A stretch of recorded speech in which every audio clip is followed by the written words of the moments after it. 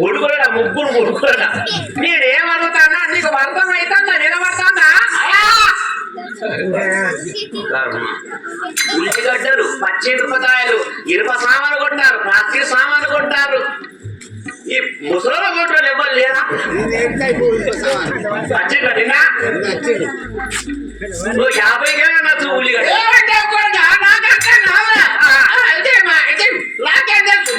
ఎవరు పట్టుకోకుండా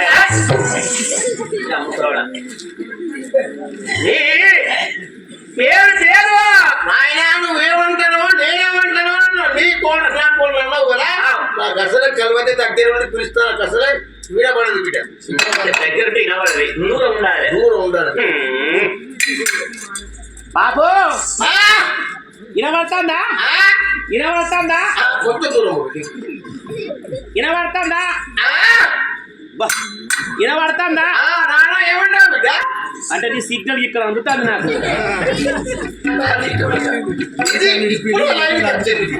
ఇప్పుడు కొంచెం లైన్ లో పడ్డది సరే సరే అయ్యా మరి నీ పేరు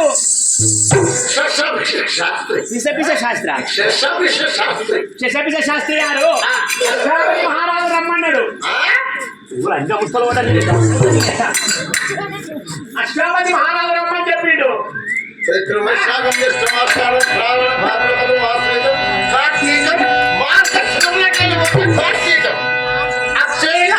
మూడో తారీఖు నాడు మంచి రోజు ఉన్నది నీ బిడ్డలు చీర కట్టించుకోమా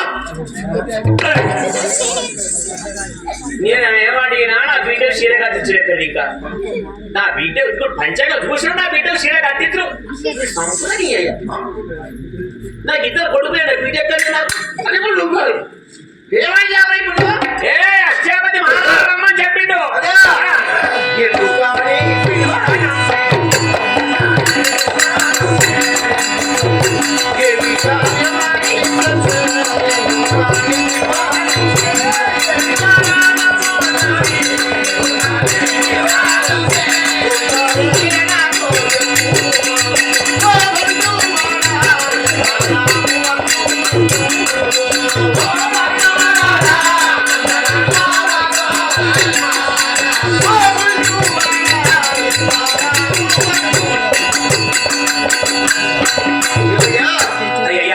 అశ్వాపతి మహారాజు గారు రమ్మని ఆజ్ఞాపించాడు సరే వస్తా ఎందుకు రమ్మన్నారు అంటే అశ్వాపతి మహారాజు ఎందుకు ఇచ్చాత్రమే రమ్మన్నారు అంటావు ఏమి కాదా రమ్మని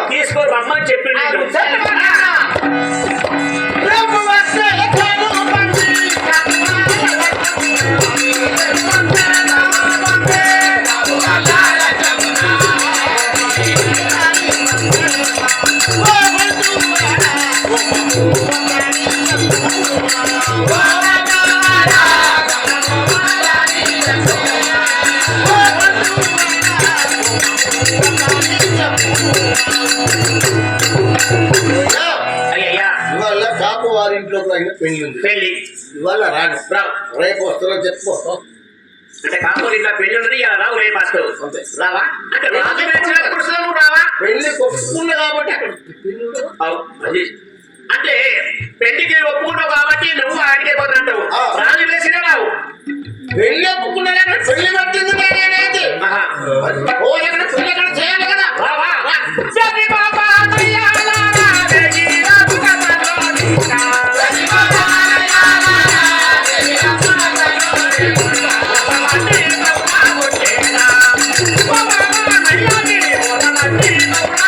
Yeah.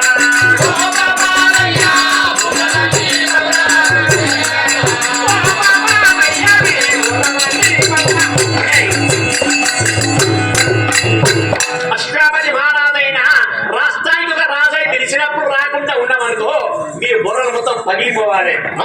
మరి లేకుంటే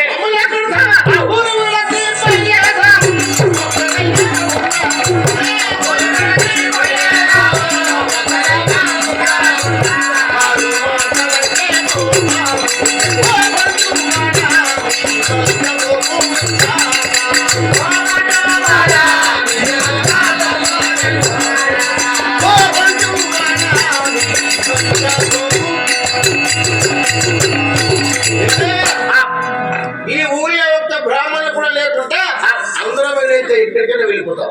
అంటే ఈ ఊళ్ళో ఉంటారంటారు. అంటే మేము వచ్చి మీ మీద చేయి వేసుకుంటే ఈ ఊళ్ళో కూడా ఉన్నారంటావు. అంటే నేను ఎందుకు ఈ శాస్త్రం ఏమొచ్చాను మీకు తెలుసా? అలాగా రాజు బిడ్డ రాజు బిడ్డ రాజు బిడ్డ రాజు బిడ్డకి ఏమైంది బిడ్డ? మామే మంచిగానే ఉన్నది. ఏమైంది బిడ్డ? ఆమెకి ఏం కాలేదయ్యా. రాజు బిడ్డ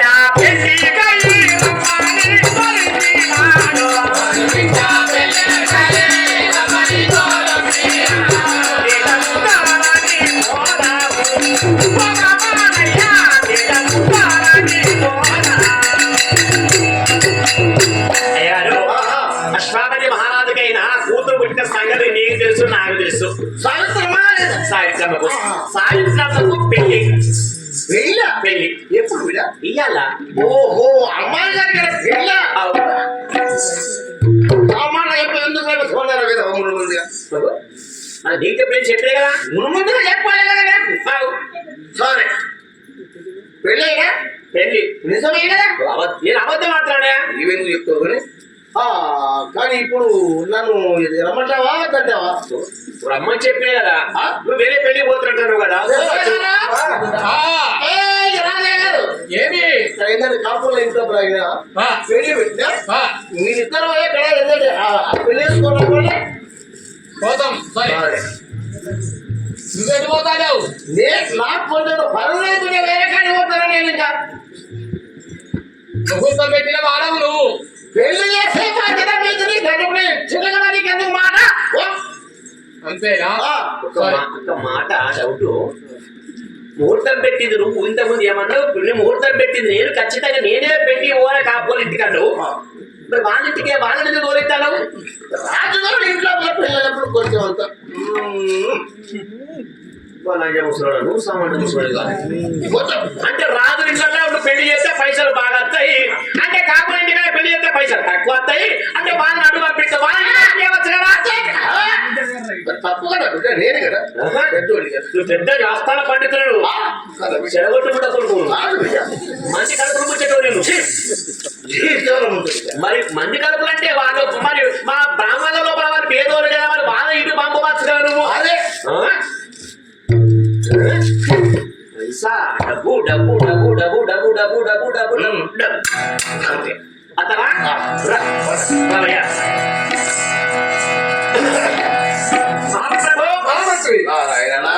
బ్రాహ్మణుడు తీసుకొచ్చి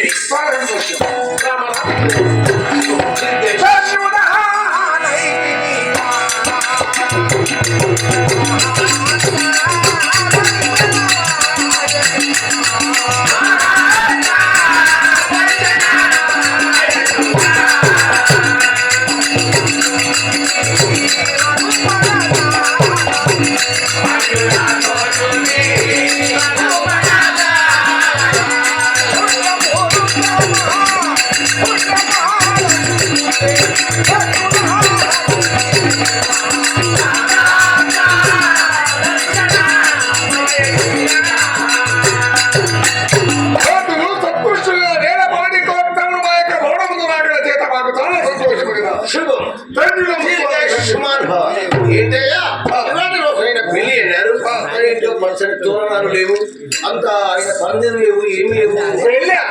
ఎవరికి పెళ్లి? ఎవరికయ్యా పెళ్లి?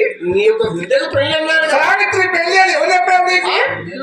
నేను పెళ్లి చేస్తామని మీ యొక్క మహామంత్రి ఎవరికైనా చెప్పి ఉన్నాడు. పెళ్లి కోసం అంటేనే నేను ఇక్కడ దాకా వచ్చాను. సావిత్రి పేద పెళ్లి ఉందో లేదో తెలుసుకోవాలని మిమ్మల్ని రావించాను. ఏ సంవత్సరం పెళ్లి ఉందా లేదా? గోసాసి శతభీషం కుంభరాశి, శతభీష నక్షత్రం, కుంభ రాశి. ఉంది పెళ్లి ఉంది. పెళ్లి ఉందా? ఉంది. మిమ్మల్ని రావించాము కదా, తగిన వరుణగా నా కుమార్తెకు తగిన వరుడు నాకు చక్కని సంబంధాన్ని చూచి ఆ పిల్లవాడిని వెతుక్కొని రావాలి.